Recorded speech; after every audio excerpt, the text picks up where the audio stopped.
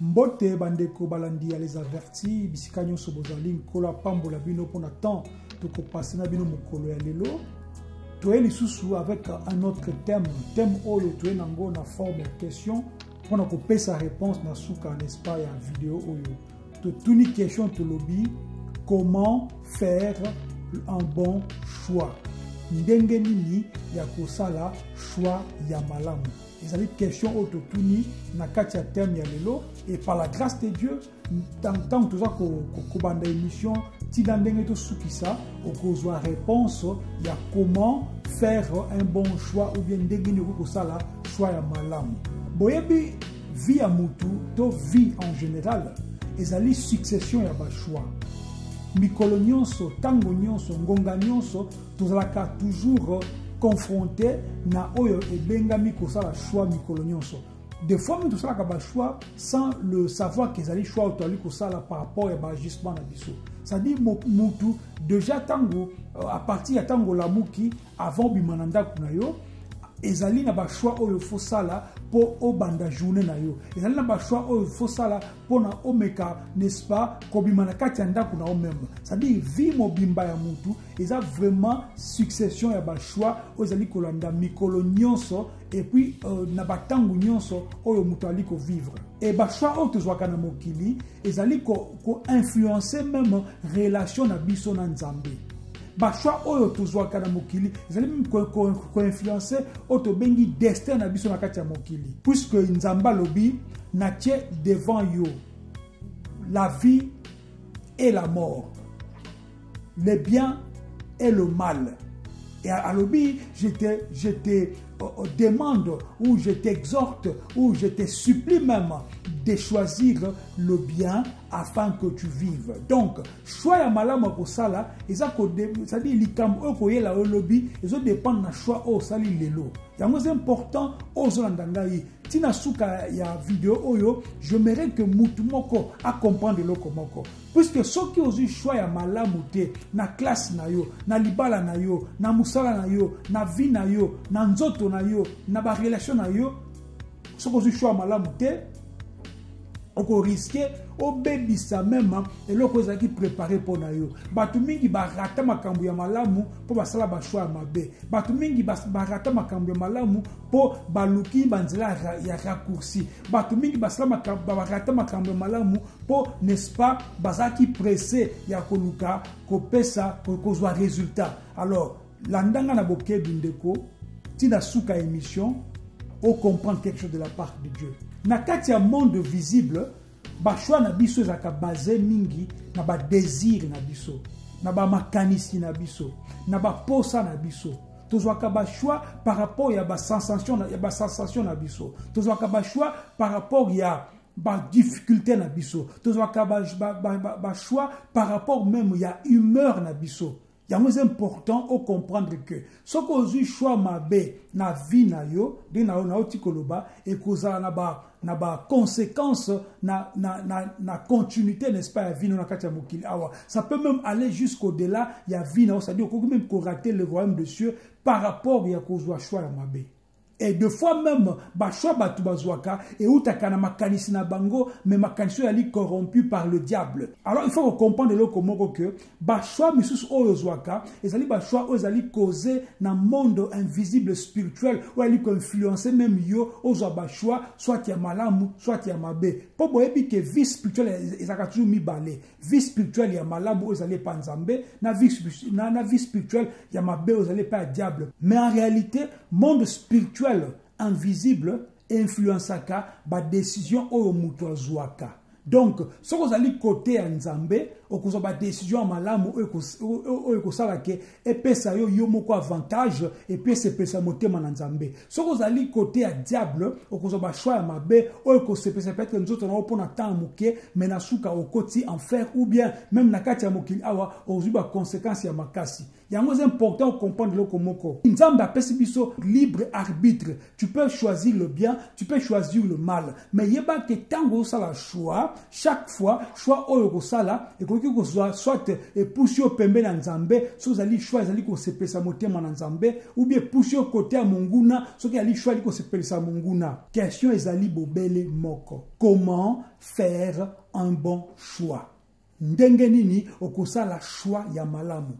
C'est la question que nous posons dans cette émission et nous croyons par la grâce de Dieu que nous aurons la réponse. Na sengi ki esprit Nzambe etambwisa yo na ngai afin que na suka ya vidéo oyo ozwa un plus de la part du Seigneur. Ce qui yope ozali, n'est-ce pas? Béni na vidéo oyo na suka na yango pesango na mutu moko batumi bale o contribuer, n'est-ce pas, na kati ya évangélisation. Puisque ce que kangi monoko olobi le côté après avoir compris makambo ngana ko pesa yo, ce qui okangi monokolobi et le côté, c'est comme si aux bomba vérité captive. Yango c'est important na suka émission, so comprendre ngo malamu ozui o pesa ngo pa mutu moko batubi bale po bango pa ça la béni. Ce qui o comprendre malamu te to tie ba numéro ezawada tuna biso tokozanga te pona ko répondre yo. Nzambe akamba ngai na yo to ça esprit moko afin que molimo na ye etambisa biso ensemble tina suka émission to comprendre quelque chose de la part du Seigneur. Avant de prendre l'émission oyo et bon to comprendre le komoko. Na ko mekampe ko sala dessin moko, j'espère que ko sunga mutu moko. C'est-à-dire na sali cercle. Cercle oyo eza lokola univers. C'est-à-dire bisika nzamba vandi, bisika batu bavandi, bisika pe munguna avandi. Bola nanga vuma na bokebi. Bola nanga vuma donc na bokebi, cercle oyo ezali bisika nzambe avandi, bisika moto avandi, bisika pe munguna avandi. Et ça très important.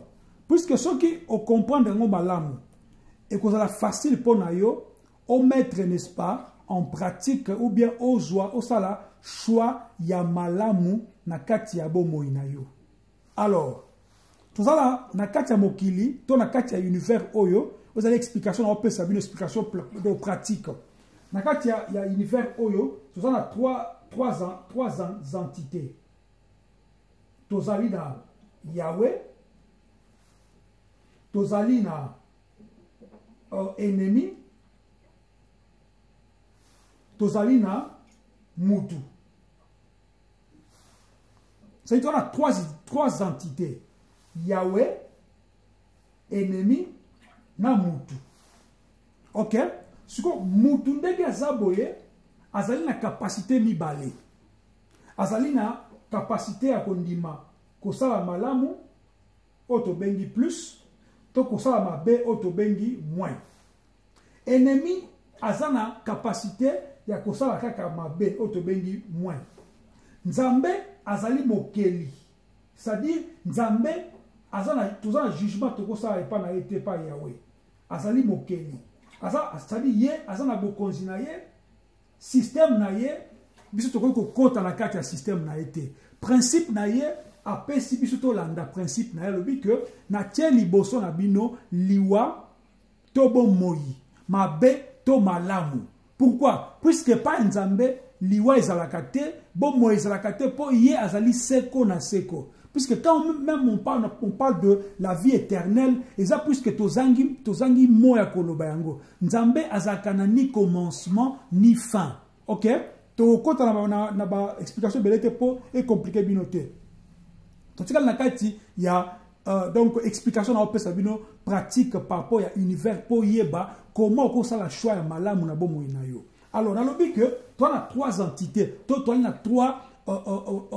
trois esprits. Toi na Yahweh, toi na ennemi, toi na mutu. Dans le but bien que Yahweh aza souverain, asa makambu ndenga lingi et pas nae mabe to malamu ezo dépendre na ye moko na volonté na souveraineté na ye biso to ali ko juger te na mabe to na malamu o to mona par rapport na biso puisque yazali nzambe amona ka avant que likambo ya so ça likambo ça la erreur te ça likambo par rapport ya ndenge abongisi donc nzambe to ko ça la discussion to débat na été dango to lobake to ko tuna nzambe pona nini te to ko tuna nzambe on peut pas demander poser la question à Dieu pourquoi puisque ye azali mokeli azali souverain asa ma ndenge alingi na ndenge ye moko aponi po esale mabongo tandis que biso batu tozali na n'est-ce pas na possibilité à ça malamu on a bengi plus to mabe on a bengi moins mais tandis que monguna ou bien satana ya sala ndika kama mabe musana yali ko sala mabe c'est ça son travail au fait maintenant voyez ce qui se passe dans le monde ya esprit batu nyonso oyo bali bana nzambe bazali représenter le kola to chango neti awa ozali ti mokili sikoyo oza mokili batu bali bana nzambe bali représenter le kola donc positif donc plus batu bazali bana satana bazali représenter le kola moins sikoyo eza ndenge nini tangu yo mutu osala bolamu epa nzambe olandi principe ya nzambe akopesa yo n'est-ce pas bolamu moko principe mususu bolamu mibale principe mususu bolamu misato c'est-à-dire chaque fois osala bolamu nzambe apesa yo bolamu lisusu c'est-à-dire ozokoma de plus en plus donc munene na kati ya esprit pour un jour osangana susu na nzambe okoma moko na nzambe ndenge zaki avant akela mutu pour comprendre malamu na Genèse nzambe lobi que créons l'homme à notre image et à notre ressemblance et linkolobani que nzambe na bonzambe na ye andimaki que mutu asalema lokola ye comme nzambe aza esprit tant que loba que créons l'homme à notre image à notre ressemblance ça n'a rien à voir avec le corps humain ça n'a rien à voir avec puisque le corps est salamaki na mabele nzambe a soufflé na kati ya corps quand on est comme qui être vivant mais na kati ya bonzambe nzambe azoloba que to salami le kola ba image na ressemblance na ye eza plus na kati ya esprit j'espère bon comprendre parce que so question ali botu na biso c'est-à-dire na lobi awa que plus tant osala bolamu et pas nzambe nzambe sa ko ramener au pe bolamu et pas na ye et puis ensuite de suite comme que na moko ko boye yo comme le kola nzambe c'est-à-dire tel que tu es donc tel qu'il est je veux dire tel que nzambe azali yo po comme bongo nde ekosunga yo siko que tango tambola o tambola selon le principe na ye donc ce mot ça la choix selon volonté nzambe et volonté nzambe tellement evandi na kati na yo ba choix nyonso kozwa et vous allez ce qu'on dirait que ye mutu za ko tambusa bo moina yo bo comprendre na bien mais ce qui o sala mabe mingi diable akopeso mabe mususu o sali mabe moko apesio mabe mususu c'est tant o sala mabe mingi diable azali ozali ko poussa na pembeni ya diable ça dit au comme le kola diable donc comme nasuka biso bana nzambe to comme le kola nzambe pour tout ça enlever yo petango ozali na kokangana na diable au comme nasuka o kiti siko na se na enfer éternel lifelo ya libela c'est-à-dire ce qu'on a kati mokili awa to moni que bana ya nzambe bazali bana ya satan pe bazali ce que voyez ce qui se passe ce qui ozana nzambe ko créer otobengi protection divine c'est-à-dire nzambe misu na ye eza epa na yo ba ange na ye baza epa na yo sécurité na ye eza epa na yo nzambe alors diable comme azan eloko ko pesa batute bato bali ko saela ye aza kotinda bango de plus en plus baluka bato mususu po bakoma ebele yango mona ke na kati ya mokili bato balingaka nzambe te bazali ebele baza ebele boye sikoyo yesu alobi boye boza na mokili mais boza ya mokili te yango nasali rendre oyo c'est-à-dire rendre oyo toza na kati ya mokili mais toza na kati ya principe ya nzambe toza à part le peuple mis à part toza awa bon comprendre na malamu alors si on a kati ya mokili qu'est-ce qui se passe bomona ba guerre, bokomona ba famine, bokomona ba mensonge, bokomona ba haine. Ça dit nakati ya mokili makambo nyonso ya mabe ya kapwani. Puisque bato balipana na Satana, ba bundaka entre bango. Pourquoi? Royaume na bango est divisé. Chaque mutuazo sala que aleka muninga concurrence est na kana bango, mensonge est na kana bango, la haine est na kana bango. Donc bango nyonso a sikoyo diable ça ko continuer ko pesa bango, n'est-ce pas, ba munition pour pas continuer ko bomana bango na bango, ba guerre, ba famine, ba mensonge, ba haine, ba tuerie. Ça dit ils ont uta sikoyo na kati ya mitema na bango puisque diable a possédé mitema na bango. Bon comprendre bien. Donc, ce qui est ça le choix malamu. Ce qui est le choix malamu, tous on siko awa. Et il ko bakeno oponi côté à Nzambe. Puisque chaque fois que on ça le choix mabe, on allait ko pona côté à diable. La Bible me dit dans le livre de Deutéronome chapitre 30 verset 19 ceci. J'en prends aujourd'hui à témoin contre vous le ciel et la terre. J'ai mis devant vous, devant toi, la vie et la mort, la bénédiction et la malédiction. Choisis la vie afin que tu vives, toi et ta postérité. Yahweh a pesa yo le sous la parole au Deutéronome 30, 19. Tant que choix, il y a toujours deux choses. Soit à gauche, soit à droite. Tout droit est à choix. Bato basala permis de conduire mutaza collection à quoi bisa ok ce qui n'a lobby le côté qui indique à tout droit pour les choisir mais so comme place moko moni panneau ba lobby ke na donc na suka kuna ezali n'est-ce pas na nzela mo gali sens unique il faut ce que yo moko ça ce que choix opona soit gauche soit droite. Si on continue tout droit, puisque Moutazo l'action lobby qui continue tout droit sur na lobby, au côté donc na passage aux alliés interdit. Et ça m'a bé na katia permis, toi na katia donc règlement routier tout ben ngata bongo. Ça dit mutu il faut comprendre le komoko. Nzambe a lobby na yo clairement lobby que na donc na d'abord na témoin le ciel et la terre. Deux choses. Le ciel, le trône de Dieu. La terre, son marche-pied, place Batouba Vandi. Il n'a pas jusqu'au à témoin le ciel et la terre. Alors, Biboye, Natia liboso na yo, la vie et la mort. Et ça liboso na yo. La bénédiction et la malédiction. Et ça liboso na yo. Après l'obi na yo, choisis la vie afin que tu fasses quoi? Tu vives. Pas seulement toi seul, mais toi et ta postérité. Yona libota na yo. Voilà comment il est important qu'on ça un bon choix. Liboso ba problème na yo. Liboso ba difficulté na yo. Liboso ya ba décision na yo à vie. O ça la bon choix. Pour ça le choix ya malamu, ils a un bon début. So ça le choix ya mabe, ils a un mauvais départ. Or, le mauvais départ et comme on a place ya malungate pour ça dire mauvais départ. Ce qui au outil France au de Belgique, au Talici, Mupanzi koto ya nini au kende de ya Italie, au comme à Belgique te. Au comme à Belgique te. Au peut-être au comme à Belgique peut-être plus tard, mais au comme à Belgique balamoko te pose le sens contraire. OK? Et c'est important pour comprendre ma cambo. Donc tout être humain oyozo landangai, tu dois vraiment te décider de marcher soit avec Dieu ou bien avec le monde. Tu dois prendre la décision de marcher soit avec Dieu ou avec le monde.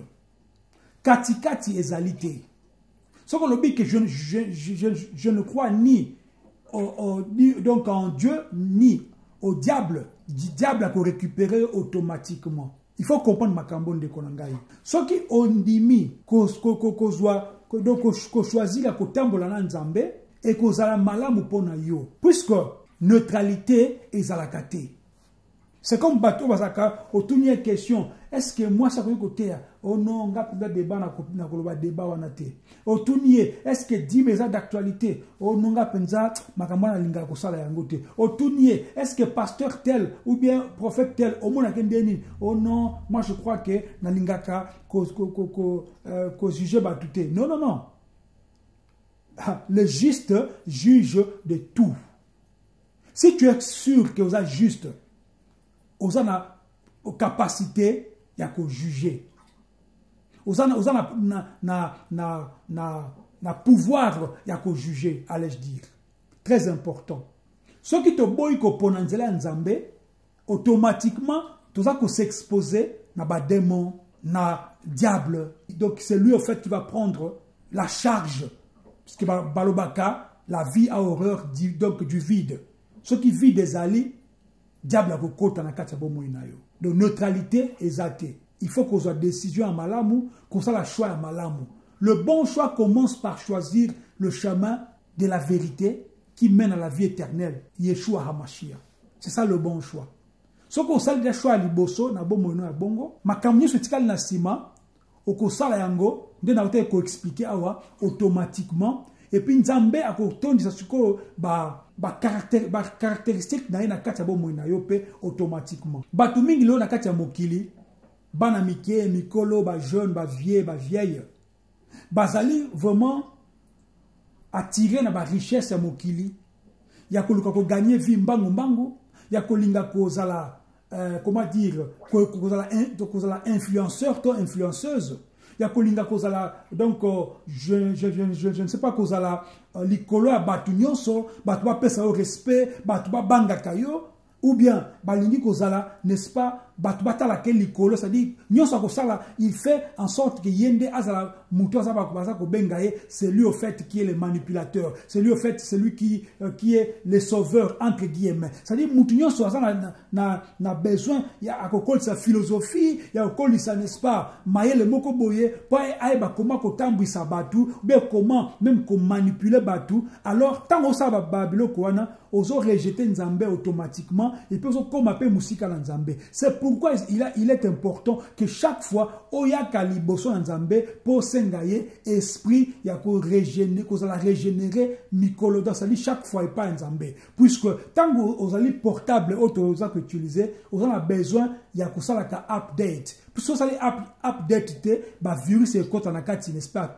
portable na yo. Ya c'est important en tant que moi na nzambe tant on ça la choix na bomo na yo zongaka toujours makolo nzambe yebisaye na ça liboso ya choix oyo nzambe na besoin opesa ngai décision malamu na ça la choix malamu po na bebisa, n'est-ce pas, pour ça na yote pour na bebisa bomo inanga pété. Donc pour choisir nzambe c'est facile. Parce que dans le but, il faut que ça la choix malamu, le premier choix dans le but, que ça la entre kopona nzambe na kopona mokili. Mais pour na kopona nzambe, c'est la simple. Jean chapitre 8 verset 32 le bin abisso, vous connaîtrez la vérité vous affranchira. C'est-à-dire il faut mutu o luka vérité à parole nzambe. Bakosa on va charlatanté, bakosa on va marabouté, bakosa on va philosophe. Il faut luka vérité ya nzambe, vérité ya Yeshua HaMashiach.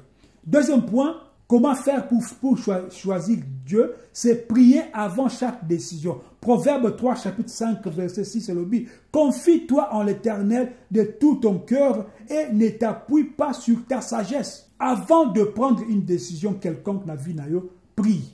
Avant de changer un boulot, prie. Avant de commencer un stage, prie. Avant de te marier, prie. Avant de prendre la décision d'avoir une femme ou bien un homme, prie. C'est très important. Et il a un peu dit que non, comment faire pour choisir Nzambe, c'est lorsque on a éviter influence négative, on a la bengi moins, influence négative. Oh, ils allaient Nzambe. 1 Corinthiens chapitre 15 verset 33 le dit, les mauvaises compagnies corrompent les bonnes mœurs.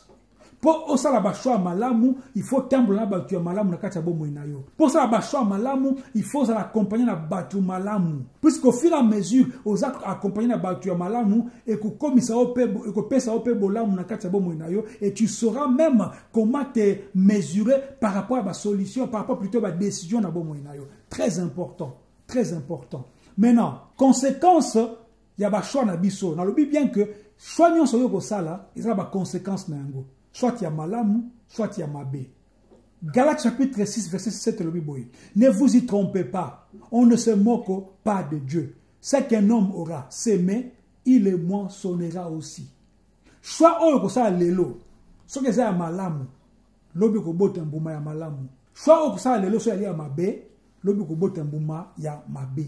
Ba choix na biso, ça ko déterminer même avenir na biso. Ba choix na biso, ça détermine notre avenir. C'est très important, c'est très important. Adam et Ève, ils ont choisi d'écouter le serpent plutôt que Dieu. Tout le monde a eu des conséquences, ils ont continué.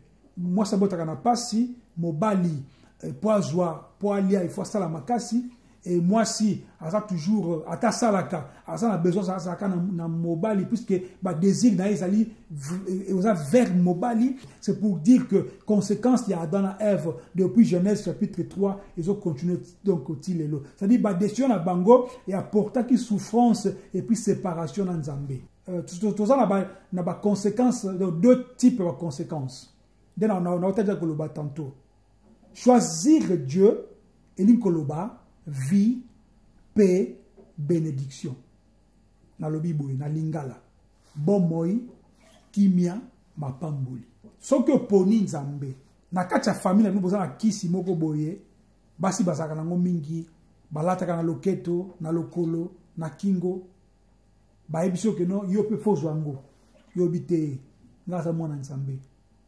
Na ebike, oya makambu binu bosalaka.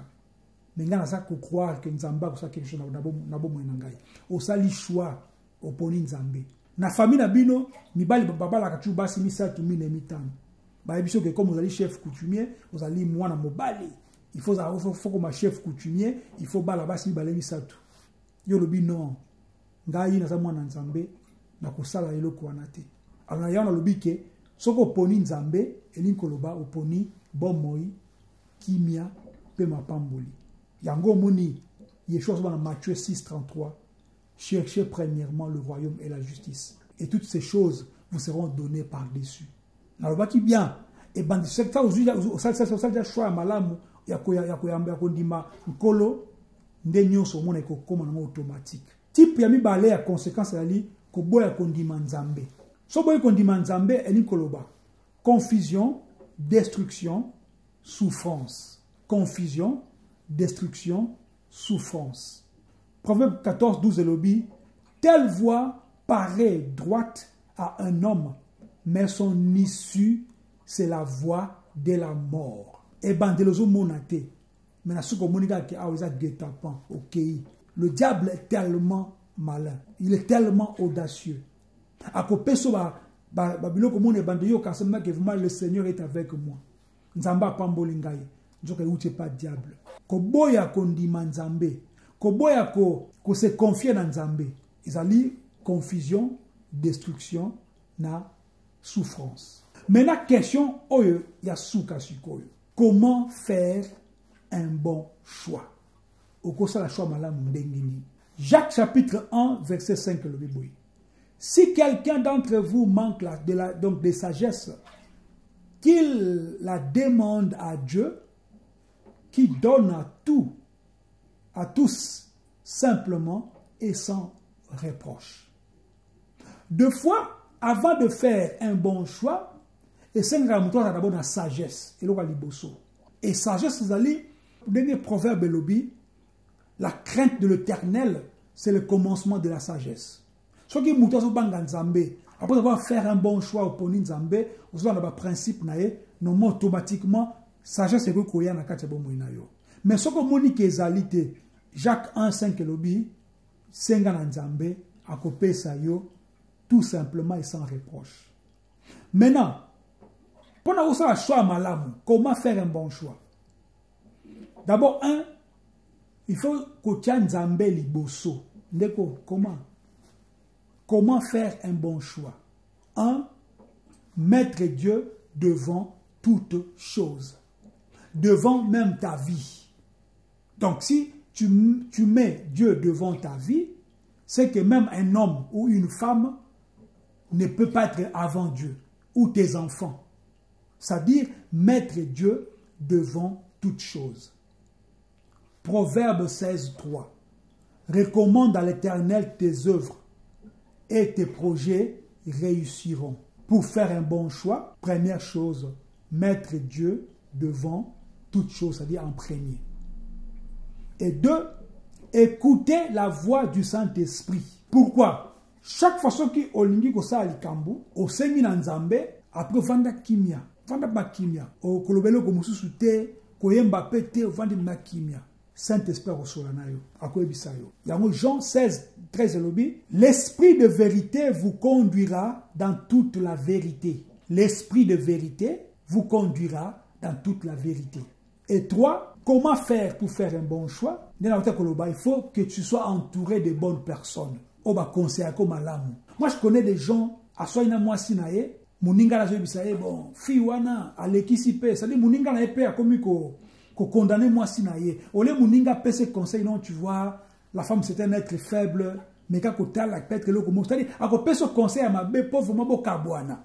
Et pourtant, dans le lobby, ceux qui osent une mauvaise compagnie, ils vont corrompre. Ils vont corrompre bizalino et à malamu. Donc, troisième point, Zala entouré na batu ya malamu. Proverbe chapitre 11, verset 14 de l'Obi. Quand la prudence fait défaut, le peuple tombe. Et le salut est dans le grand nombre de conseillers. Tout le monde a un nakata babo konzi. Ceux qui président, ça va conseiller Yamabe, et autant la bien te. Et autant la bien te.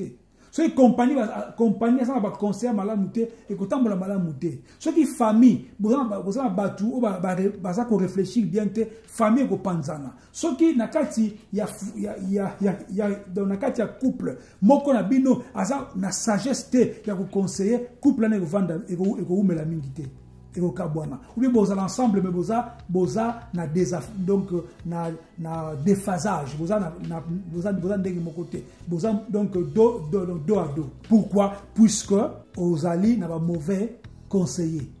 Ça dit pour na koza ba bon choix. Troisième point, il faut qu'on entoure la bonne personne. Et quatrième point na lobby, il faut qu'on se base na parole ya Nzambe et non na ba émotion. Ce qu'on a na kanda, qu'on soit décision té. Ce qu'on a na kanda, qu'on soit la choix té. Ce qu'on a na kanda, qu'on le balba bébingité, vanda kimia. Proverbe chapitre, Jérémie chapitre 17, verset 9 lobby. Le cœur est tortueux par-dessus tout. Il est méchant. Tu peux le connaître. C'est-à-dire, ce qui n'a qu'à te moter manayo, ma émotion à quand des alliés. Mon thème est comme il faut bouillonner. Au choix malamu. C'est là mon thème quitta pour ça la choix ya malamu. Conclusion pour terminer. Ebongi opona kotambola na Yeshua Hamashia, Jésus Christ. Ozali nzambe mokeli pe mobiki sina yo na yabiso. Soko tambola na ye, ya kotambola na yo, akotambisa yo.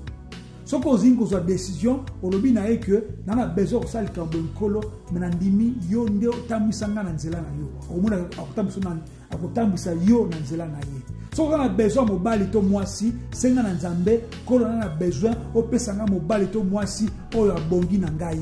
Akopesa mwasi to obali abongi na yo. Et c'est important de comprendre wana. Pour comprendre eloko wana. Jean 14:6 c'est le but, je suis le chemin, la vérité et la vie. Yeshua le but, nul ne vient au Père que par moi. Ceux qui ont l'équipe parié, de toutes les décisions que vous en avez monayo, tous les choses ça na kati bo monayo, au mona yetambola malamu. Donc, de l'autre ça, na minute après, avant vidéo ici, il y a quelques secondes, au salami.